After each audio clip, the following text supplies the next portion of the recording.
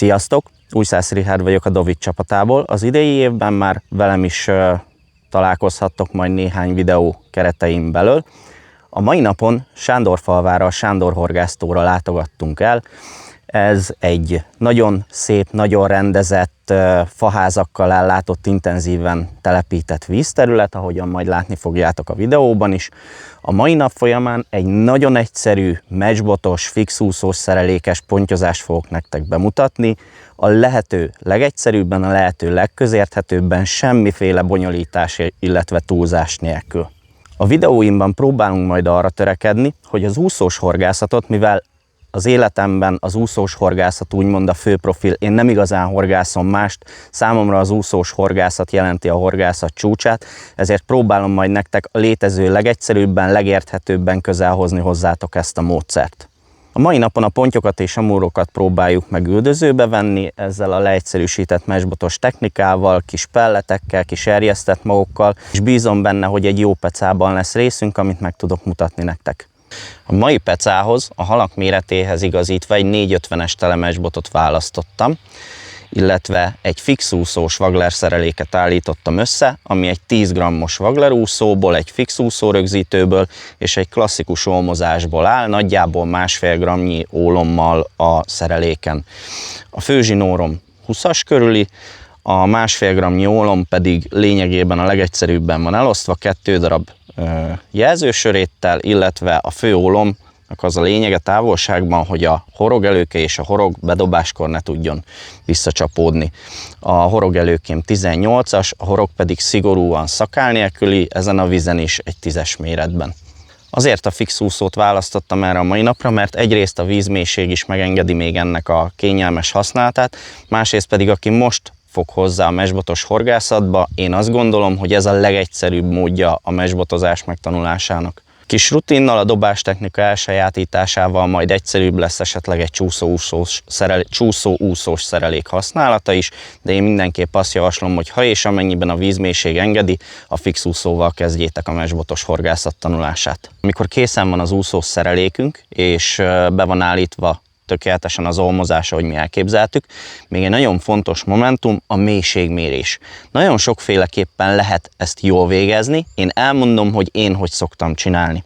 Amikor készen van a besúlyozott végszerelékünk, az úszó alján lévő plusz rézlamellákat én leszoktam venni, ezáltal a besúlyozott úszónk alósúlyozottá válik. Fogok egy mélységmérő békát, fölakasztom a horogra, mint egy klasszikus mélységmérésnél, és addig dobálok vele, feltérképezve a mederviszonyt, amíg értelemszerűen a túlsúlyozott úszónk eléri azt a mélységet, amikor megjelenik, értelemszerűen, amikor pont csak az úszóantennáját látjuk, az lesz az úgymond érintőhöz közeli mélység, és azáltal ahhoz tudunk viszonyítani, hogy föntebb vagy lentebb mennyit érjen le az előkénk.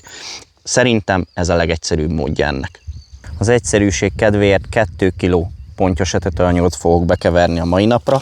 Az egyik a Carp szériából a Big Carp etetőanyag, ez egy nagy szemcsés pellettel dúsított édes jellegű etetőanyag.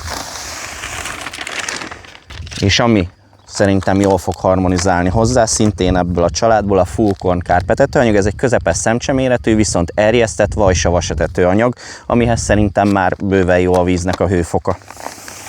Nem bonyolítjuk túl a mai horgászatra ezt az etetőanyag kérdést, meleg a víz, remélhetőleg habzsolni fognak a pontyok, ilyenkor már jobban táplálkoznak. Ez az etetőanyag pedig egy durva nagyszemcsés, magas beltartalmú etetőanyag, biztos vagyok benne, hogy megfelelő lesz erre a horgászatra is. Az etetőanyagunk elkészült, biztos, hogy valamennyit kell majd még a peca folyamán hozzá nedvesíteni, mert száradni fog vissza, a szemcsék hogy veszik fel a vizet.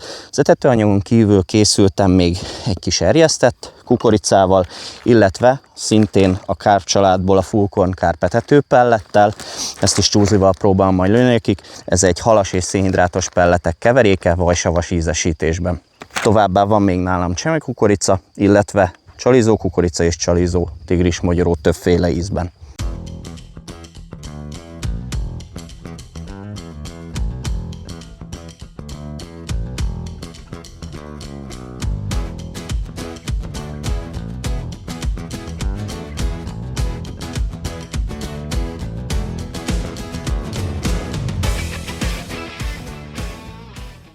Készen van a szerelékünk, megvan a vízmélységünk, elkészültünk az etetőanyagokkal, csalikkal, bedobunk, bealapozunk, és várjuk a halakat.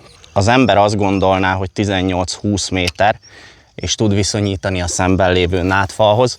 Én azért mégis azt javaslom, hogy a zsinórjelölőt használjátok, mert plusz-minusz 1-2 méter is megváltoztathatja a peca végkimenetelét, hogyha nem a megfelelő etetésen horgászunk. Mivel nem nagy távolságról van szó, az alapozó gombócokat kézzel is be tudom juttatni, utána a többi apró magvakat, pelletmixeket pedig tudom rálőni csúzlival.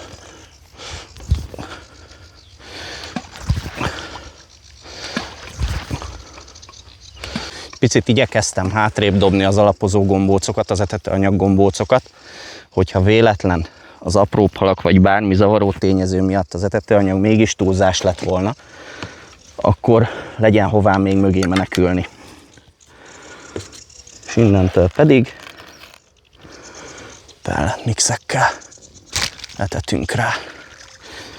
Illetve indulásnak csemege kukoricával. Aztán, hogyha a helyzet engedi, és durvulhatunk, akkor itt lesz az erjesztett kemény kukorica. És akkor kezdjünk is el horgászni. Első körben egy szem mangós kukoricával fogok próbálkozni. Természetesen van nálam több ízben, de valahol el kell kezdeni, és miért ne pont ezzel?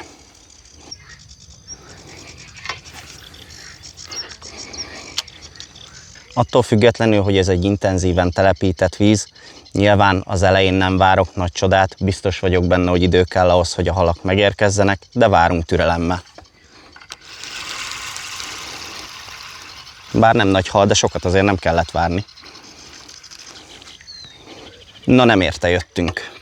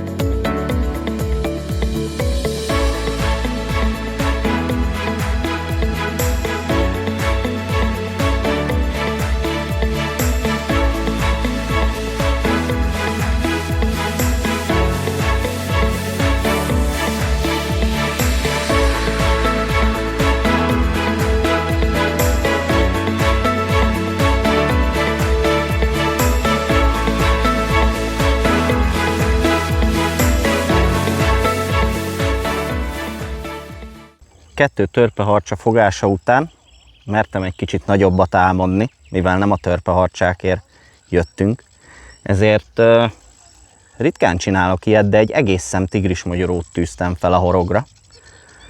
És nem kellett túl sokat várni, megmondom őszintén, meg is lepődtem, mert egy szinte biztos, hogy nem törpeharcsa van a szerelék végén.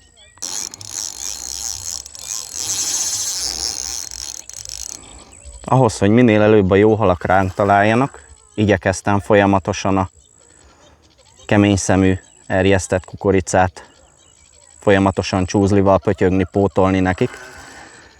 És ez szépen lassan fel is keltette egy halnak a figyelmét. Továbbá, hogy megpróbáljam a törpeharcsák figyelmét elkerülni, illetve egy picit néha oldalról befújt a szél, ezért úgy döntöttem, hogy a szereléket a létező legjobban megpróbálom stabilizálni. Ezt úgy értem el, hogy már nem csak a teljes előke, hanem gyakorlatilag a két jelzőólom is éri a feneket. Így tudom a csalita létező legstabilabban prezentálni.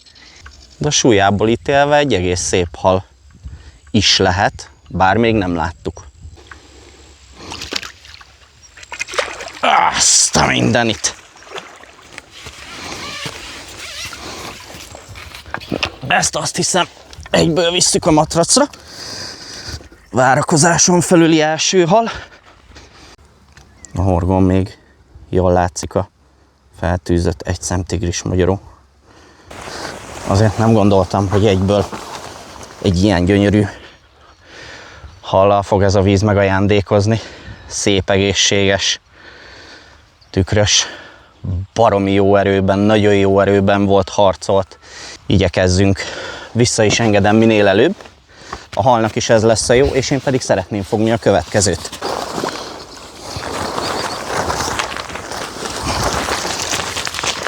Megmutatnám akkor, hogy a tigrismagyarót igenis nem lehetetlen feltűzni horogra. Én úgy szoktam, hogy általában a tigrismagyarónak ez a, nevezzük csumájának, nem tudom mi a jó szó rá, ott kezdem el belakasztani a horgot, szépen áthúzom rajta, majd a horogöblét bőven kihagyva, gyakorlatilag tökéletesen felkínálható csali. Visszadobok, és várjuk a következőt.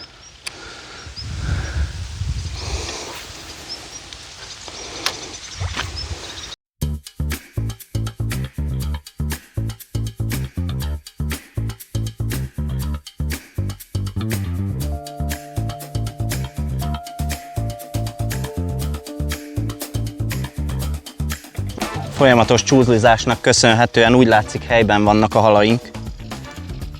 Néhány percet kellett várni a következő kapásig. Fontosnak gondolom, hogy ha ilyen módon horgászunk, törekedjünk arra, hogy ha látjuk, hogy a halak reagálnak arra, hogy hullik a fejükre a mag vagy akár bármi, akkor törekedjünk arra, hogy ez egy folyamatos dologgá váljon.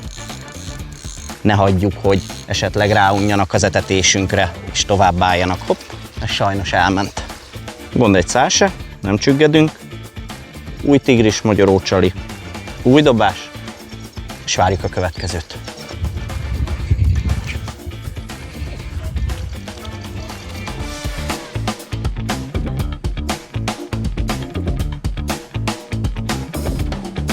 Folyamatos etetésnek köszönhetően elcsitultak most már az apróbb halak, amik zavarták a pecát. Így a tigrismagyarót le tudtam cserélni most már rendes üveges kukoricára, és már most van is rá érdeklődő. Nagyon jó csali a tigrismagyaró egy olyan időszakban, amikor korlátaink vannak, apró hal, törpeharcsa vagy bármilyen más zavaró tényező miatt, de azt azért nem szabad elfelejteni, hogy a vegyes méretű ponty vagy egyéb más is sokkal hamarabb megtalálja azért és megeszi az ízesített üveges kukoricát vagy bármi mást. Szerintem aki most ismerkedik a mesbotozással, mesbotozás technikájával, az nagyon fontos, hogy olyan vízre látogasson el, ahol bőségesen van halállomány, és lehet belőle sokat fogni, jobban eltűri az ember kezdetleges hibáit, a peca, a víz, könnyebben betanulható a módszer, ha van visszajelzés, ha van hozzá hal. Egy újabb gyönyörű tükrös.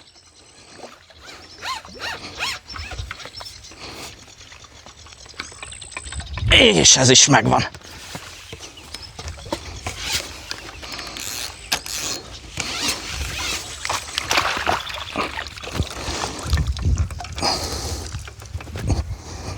Kicsit kisebb, mint az előző, de brutál jó küzdő volt ő is. Engedjük is vissza minél előbb. Gyönyörű, szép, egészséges tükörponty. Folyamatos etetésnek köszönhetően, gondolok itt az erjesztett kemény kukoricára, amit csúzlival juttatok be az etetésre folyamatosan, el tudtam érni azt, hogy a folyamatosan behulló öreg kukoricára megérkeztek a pontyok és a nagy testű halak, ezáltal teljesen kiszorítva minden más náluk kisebb méretű halat, ami zavarhatna a horgászatot. Erre kell törekednünk a horgászat alkalmával, természetesen, ha van ilyen zavaró tényező, hogy el tudjuk érni valamilyen formában, itt a folyamatos csúzlizásnak köszönhetően, hogy megérkezzen ránk a jó méretű hal, amiből fogni tudunk, és ezáltal kiszorítson minden mást, ami zavarna bennünket.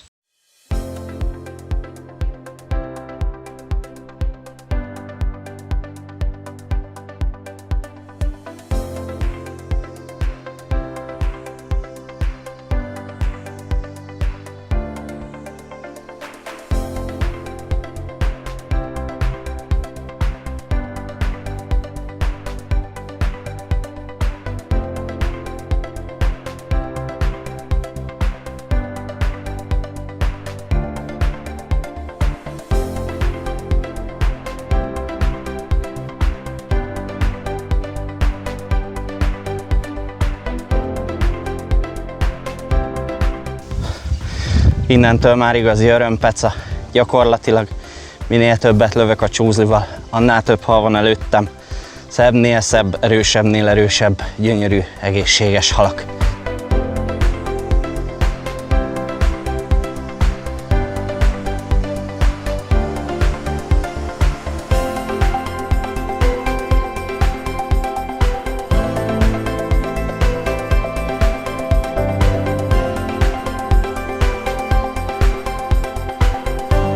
Szájában gyönyörűen látszik a nap slágercsalia, egy szem tigrismogyoró. Ez az.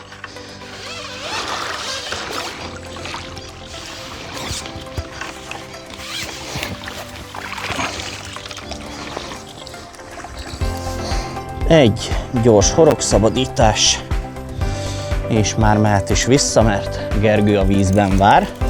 Nem hatalmas hal, de a végére még szuper, hogy megérkezett.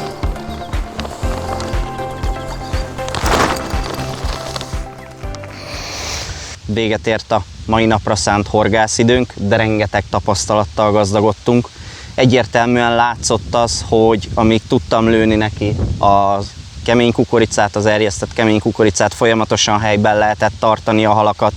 A tigrismogyorócsal is zseniálisan működött, szelektálta a törpeharcsától és minden egyéb zavaró haltól, könnyebbé tette a horgászatot, jobban meg tudtam fogni az ott tartózkodó pontyokat. Sajnos volt jó néhány hal, ami félúton lemaradt, ez abszolút bekalkulálható annak, hogy a folyamatos lövés hatására nem mindig csak a szájával találja meg a hal a csalit, sokszor testbe is akad a horog, ami nem feltétlen ér ki a partig. Úgyhogy az is egyértelműen látszódott, hogy amint fogyott a kukorica mennyisége, a végén már nem tudtam neki folyamatosan lőni, a kapások ritkultak, egyértelműen addig tudtak aktívan itt maradni előttem a halak. De nagyon jó napon vagyunk túl, azt hiszem, nagyon szép ez a víz, egészséges, gyönyörű halak lakják. Remélem, hogy sikerült kedvet csinálni mind a víz kipróbálásához, mint pedig ehhez a horgászmódszerhez. Találkozunk egy következő helyszínen, egy következő módszerrel. Sziasztok!